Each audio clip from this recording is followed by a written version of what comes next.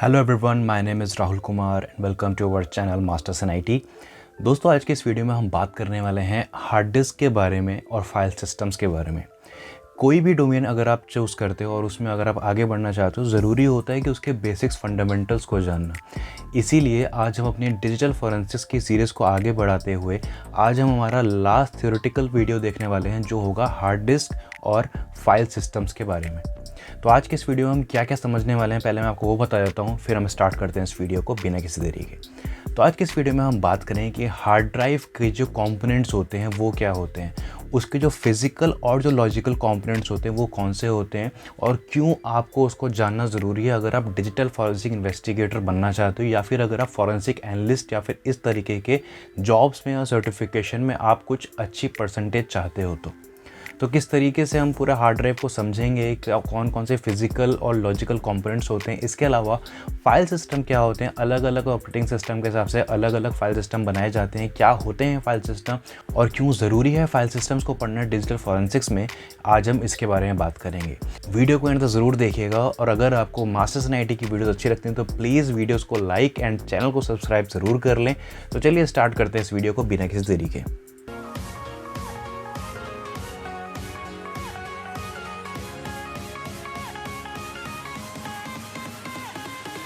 Video में आगे बढ़ने से पहले दोस्तों, अगर आप मुझे इंस्टाग्राम और लिंक्डइन फॉलो करना चाहते हो तो वहाँ मुझे फॉलो कर सकते हो। क्यों फॉलो करना चाहिए? क्योंकि वहाँ पर मैं साइबर सिक्योरिटी से रिलेटेड पोस्ट और स्टोरी शेयर करता रहता हूँ। तो चलिए स्टार्ट करते हैं इस वीडियो को। तो समझते हैं सबसे पहले कि हार्ड डिस्क आर्किटेक्चर के बारे में। हार्ड ड्राइव ऑब्वियसली आप सभी को पता होगा, लेकिन फिर भी एक स्टार्ट के लिए मैं आपको बता देता हूँ। हार्ड ड्राइव उस कंपोनेंट को कहा जाता है कंप्यूटर सिस्टम के जिसका आप इस्तेमाल करते हो अपने डेटा को स्टोर करने के लिए। जैसे कि पेन ड्राइव्स होती हैं, उसी तरीके से हमारे कंप्यूटर में हार्ड ड्राइव्स होती है जिसके अंदर आप अपना डेटा को स्टोर करते हो। डेटा को स्टोर करने के लिए बहुत सारे तरीके हैं, लेकिन मेनली अगर मैं आपको एंड यूज़र की बिहाफ पे बात करता हूँ तो वहाँ पे दो तरीके से डेटा को स्टोर करा जाता है। पहला होता है हार्ड डिस्क ड्राइव में, यानी कि इसको हम HDD बोलते हैं, और दूसरा होता है सॉलिड स्टेट ड्राइव जिसको हम SSD बोलते हैं। तो फिलहाल हम बात कर रहे हैं हार्ड ड्राइव के बारे में। हार्ड ड्राइव की जब भी हम बात करते हैं तो वहाँ पे हमारे पास मल्टीपल फिजिकल और लॉजिकल कंपोनेंट्स आते हैं। तो यहाँ पे आपको एक फिगर नज़र आ रहा होगा, तो यहाँ पे मैंने सभी तरह की चीज़ें यहाँ पे आपको दिखाई हुई हैं। तो सबसे पहले अगर आप देखोगे तो ये जो आपको गोल तरह की प्लेट नज़र आ रही होगी, इसको हम प्लेटर भी बोलते हैं और इसको हम डिस्क भी बोलते हैं। यही वो डिस्क होती है जिसमें आपका डेटा जो होता है वो स्टोर करा जाता है, इसको हम प्लेटर बोलते हैं। अब एक हार्ड ड्राइव में मल्टीपल प्लेटर्स भी हो सकते हैं, वो डिपेंड करता है कि किस तरह की हार्ड ड्राइव आप परचेस कर रहे हो, लेकिन अगर फ़िलहाल के लिए हम समझें तो इसमें प्लेटर होता है और इसी के अंदर आपका डेटा को स्टोर करा जाता है। अब ये जो आपको नज़र आ रहा है यहाँ पे, ये आपका रीड राइट हेड होता है, और रीड राइट हेड कहाँ से कनेक्टेड होता है? इसका एक्चुएटर से कनेक्ट होता है। जो रीड राइट हेड होता है इसका काम होता है डेटा को रीड और राइट करना। कभी भी जब आप कोई भी नई हार्ड ड्राइव खरीदते हो तो वहाँ पे आपको पता चल जाता है कि ये कितने RPM पे वर्क करेगी, यानी कि 52,000 पे वर्क करेगी, 72,000 पे वर्क करेगी। तो जितने भी RPM पे वर्क करती है उतना जल्दी उसको रीड राइट परफॉर्मेंस उसका अच्छा होता है।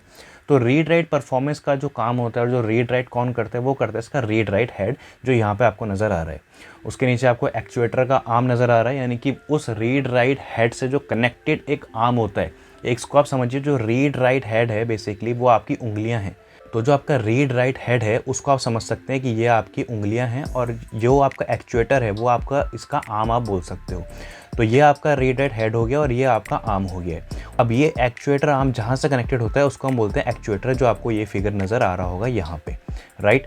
उसके बाद अगर आप इस पॉइंट पे देखोगे तो ये आपका एक्चुएटर एक्सेस होता है। अब जो आपका रीड राइट होता है ये हर प्लेटर पे डिफरेंट होता है। वो डिफरेंट कैसे होता है इसकी नेक्स्ट इमेज में आपको दिखाता हूँ।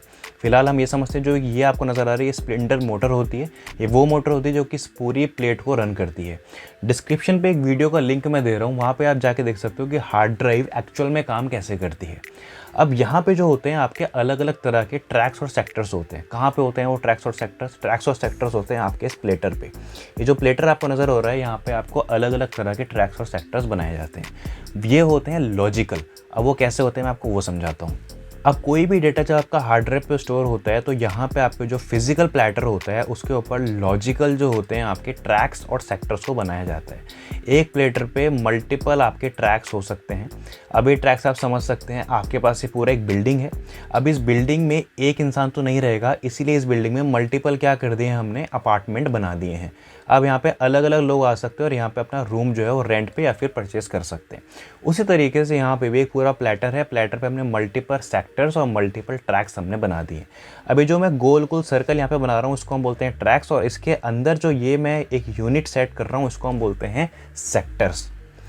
कहा जाता है कि एक हार्ड ड्राइव के अंदर सबसे स्मॉलेस्ट यूनिट जो होता है वो सेक्टर होता है, लेकिन ऐसा नहीं है। सबसे स्मॉलेस्ट यूनिट जो होते हैं उसको हम क्लस्टर बोलते हैं। क्लस्टर होता है जब कभी भी आप अपनी हार्ड ड्राइव को फॉर्मेट करोगे ना, तो वहाँ पे आपसे पूछेगा कि कितने केबी का क्लस्टर सेट करना है, जिसको हम एलोकेशन यूनिट भी कहा जाता है। मल्टीपल क्लस्टर से जुड़ के एक सेक्टर बनाया जाता है। अब इन्हीं क्लस्टर के अंदर आपका डेटा जो होता है स्टोर होता है। अब फॉर एग्जांपल आपका जो एक क्लस्टर का साइज़ है वो 4 केबी है, तो यानी कि आपके छोटे छोटे जो क्लस्टर बनाए जाएंगे और उनको हम बोला जाएगा सेक्टर। अब इस तरीके से मल्टीपल आपके सेक्टर्स होते हैं पूरे एक प्लेटर के अंदर, जिसके अंदर आपका डेटा स्टोर होता है। तो ये होता है सेक्टर्स, क्लस्टर्स और ट्रैक्स का काम। आई होप आपको समझ में आया होगा। अब हम नेक्स्ट वाले में बात करते हैं, जो आपको आर्किटेक्चर मैंने अभी आपको बताया कि मल्टीपल प्लेटर्स होते हैं। तो ये जो आपको नज़र आ रहा होगा ये एक रियल हार्ड ड्राइव का फोटो है। यहाँ पे आप देखोगे मल्टीपल प्लेटर्स हैं, एक प्लेटर ये है, एक प्लेटर ये है और एक प्लेटर ये है, और हर प्लेटर में यहाँ पे एक अलग अलग रीड राइट हेड होते हैं। यानी कि इस प्लेटर का रीड राइट हेड अलग होगा और इसके नीचे रीड राइट हेड अलग होगा। तो इस तरीके से अलग अलग रीड राइट हेड बनाए जाते हैं। अब आपको एक रीड राइट हेड यहाँ नज़र आ रहा होगा और एक रीड राइट हेड यहाँ पे नज़र है, राइट। तो इस तरीके से इसका पूरा आर्किटेक्चर होता है एक हार्ड ड्राइव का। अब मैंने आपको क्लस्टर बता दिया। अब एक होता है यहाँ पे स्लैक स्पेस। अब जो स्लैक स्पेस होता है ये बहुत ज़्यादा इंपॉर्टेंट है अगर आप डिजिटल फॉरेंसिक के पर्सपेक्टिव से देखें तो। क्या होता है ये स्लैक स्पेस? फॉर एग्जांपल आपके पास क्या है, 4 केबी के क्लस्टर साइज़ है, राइट। अब आपने इससे मल्टीपल जो है क्लस्टर आपके यहाँ पे थे, अब इससे एक बना सेक्टर, अब इससे सेक्टर बन गया।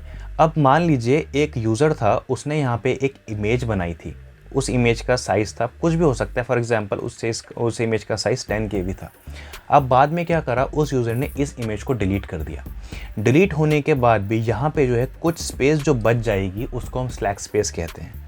ये थोड़ा टेक्निकल हो गया, मैं आपको थोड़ा ईजी वे में समझाने की कोशिश करता हूँ।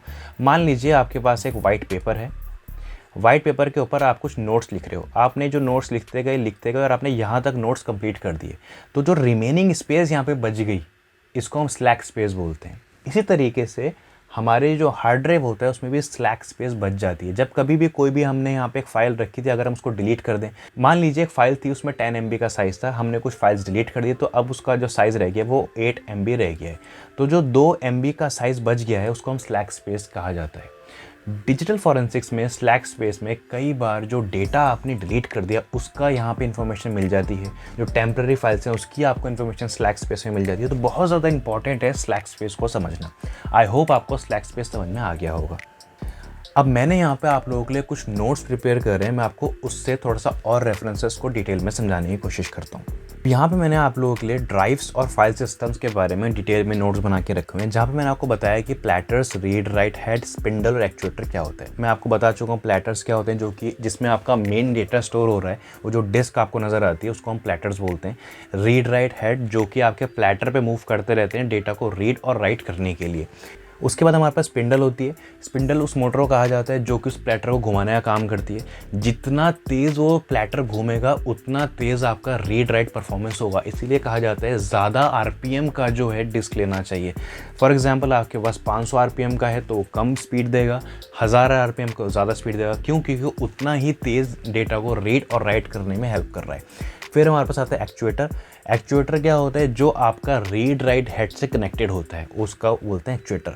उसके बाद हमारे पास अलग अलग तरह के हार्ड ड्राइव्स आती हैं। पहला हमारे पास हार्ड डिस्क ड्राइव जो आपके कंप्यूटर सिस्टम्स में होती हैं। उसके बाद हमारी नई जनरेशन की जो कि SSD। उसके बाद हमारे पास हाइब्रिड ड्राइव भी होती है जो कि कॉम्बिनेशन होता है हार्ड ड्राइव का और SSD का। अगर आप डिजिटल फॉरेंसिक्स करते हो तो हार्ड ड्राइव का जो फॉरेंसिक्स करना है वो इजी है एज़ कम्पेरेटिवली अगर हम SSD के फॉरेंसिक्स की बात करते हैं तो। क्यों? क्योंकि हार्ड ड्राइव में फॉरेंसिक्स के लिए आपको अलग अलग कंपोनेंट्स है, वहाँ पे आप उसको फॉरेंसिक इजीली कर सकते हो। लेकिन अगर हम SSD की बात करते हैं तो SSD में फ्लैश मेमोरी चिप्स होती हैं डेटा को रीड और राइट करवाने के लिए।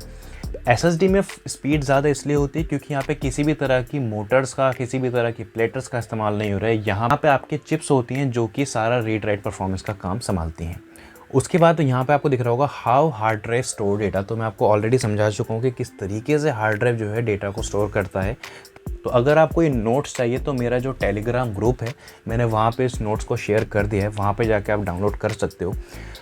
तो आई होप आपको हार्ड ड्राइव समझ में आया होगा। अब मैं आपको समझाता हूँ कि फाइल सिस्टम क्या होता है। बहुत ही ज़्यादा इंपॉर्टेंट, अगर आप डिजिटल फॉरेंसिक्स में अपना करियर बनाना चाहते हैं, डिजिटल फॉरेंसिक्स के इंटरव्यू में जा रहे हैं, फाइल सिस्टम समझना बहुत ज़्यादा ज़रूरी है। उसी के अलावा मैं आपको बताऊँगा फाइल सिस्टम कितने तरह के होते हैं, लाइक यानी कि विंडोज़, लिनक्स और मैक। बट हम समझते हैं कि फाइल सिस्टम होता क्या है। फाइल सिस्टम एक ऐसा तरीका है जिससे आप अपने कंप्यूटर सिस्टम को बताते हो कि आपका जो डेटा है वो किस तरीके से ऑर्गेनाइज करना है, कहाँ पे कौन सा डेटा रखा जाएगा। फाइल सिस्टम आप बोल सकते हो कि आपके पास एक कबर्ड है, एक कबर्ड में आपने 4 सेक्शन बना रखे हैं। उन 4 सेक्शन में आपने लेवल लगा दिए कि ऊपर वाले सेक्शन में आपकी स्टेशनरी आएगी, नीचे वाले सेक्शन में आपकी बुक्स आएंगी, फिर थर्ड सेक्शन में आपके अदर मिसलिनियस चीज़ें वहाँ पे आ सकती हैं। उसी तरीके से कंप्यूटर सिस्टम में भी एक फाइल सिस्टम होता है जो कि ये बताता है कि इस पर्टिकुलर जगह पे आपके बूट रिकॉर्ड्स आएंगे, यानी कि कहाँ से आपका सिस्टम बूट होगा। जब आपका सिस्टम बूट होगा तो कौन कौन सी फाइल्स की उसको ज़रूरत पड़ेगी और वो फाइल्स आपकी कहाँ पे हो सकती हैं या फिर कहाँ पे होंगी। तो वो सारी चीज़ें आपको फाइल सिस्टम में नज़र आती हैं। अब फाइल सिस्टम में आपको ज़रूरी इसलिए होता है क्योंकि आप सभी तरह के फाइल्स को ऑर्गेनाइज़ करने में, मैनेज करने में, एक्सेस करने में आपको हेल्प मिलती है। अब हम बात करते हैं कुछ कॉमन फाइल सिस्टम्स के बारे में। हमारे पास अलग अलग तरह के फाइल सिस्टम होते हैं अलग अलग ऑपरेटिंग सिस्टम के हिसाब से। विंडोज़ के बहुत ही पॉपुलर 2 फाइल सिस्टम की अगर मैं बात करता हूँ तो वह है फैट और NTFS। Fat stand for file allocation table और NTFS stand for new technology file system. पुराने विंडोज़ के सिस्टम पे आपको फैट नज़र आ जाता था, लेकिन आजकल के जो नए सिस्टम्स हैं उसमें आपको NTFS फाइल सिस्टम नज़र आता है। डिफरेंस क्या है? अगर मैं डिफरेंस की बात करता हूँ, जो फैट था उसमें आपके सिक्योरिटी फीचर्स कम थे, NTFS में आपके सिक्योरिटी फीचर्स ज़्यादा हैं। फैट में अगर हम बात करते हैं तो उसमें जो फॉर्मेटिंग साइज़ था वो भी कम था और NTFS में फॉर्मेटिंग साइज़ को बढ़ा दिया गया है।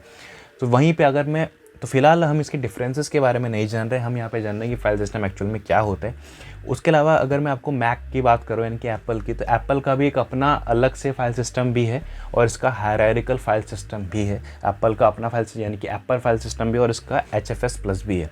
उसके बाद अगर मैं लिनक्स डिस्ट्रीब्यूशन की बात करता हूँ, आप काली लिनक्स का इस्तेमाल करते होंगे या फिर रेड हैट का इस्तेमाल करते होंगे। रेड हैट या तो लिनक्स का कोई भी डिस्ट्रीब्यूशन होगा तो वो ext4 का इस्तेमाल करता ही होगा। यहाँ पे आपके कुछ लिमिटेशंस हैं और कुछ डिफरेंसेस हैं। अगर आप फैट का इस्तेमाल कर रहे हो तो उसमें क्या फ़र्क है, NTFS का इस्तेमाल कर रहे हो तो उसमें क्या आपको एडवांटेजेस मिल जाता है। तो ये बेसिकली चीज़ें थी फाइल सिस्टम के बारे में। आई होप आपको ये समझ में आया होगा कि फाइल सिस्टम्स क्या होते हैं। तो ये था एक थ्योरेटिकल वीडियो जहाँ पे मैंने आपको बताया कि हार्ड ड्राइव क्या है, फाइल सिस्टम क्या है और क्यों ज़रूरी है फॉरेंसिक्स में। क्योंकि जब कभी भी आप डिजिटल फॉरेंसिक इन्वेस्टिगेशन करोगे और आप किसी हार्ड ड्राइव की फॉरेंसिक करो तो बहुत ज़्यादा ज़रूरी है उसके अनएलोकेटेड स्पेस को देखना या फिर उसके स्लैक स्पेस को देखना या फिर उसका फाइल सिस्टम समझना, क्योंकि उसके अकॉर्डिंग ही आप आगे फर्दर इन्वेस्टिगेशन करोगे। तो फंडामेंटल्स आना बहुत ज़्यादा ज़रूरी है। अब ये हमारा जो फॉरेंसिक की थियोरेटिकल सीरीज़ हमारी ख़त्म हो चुकी है।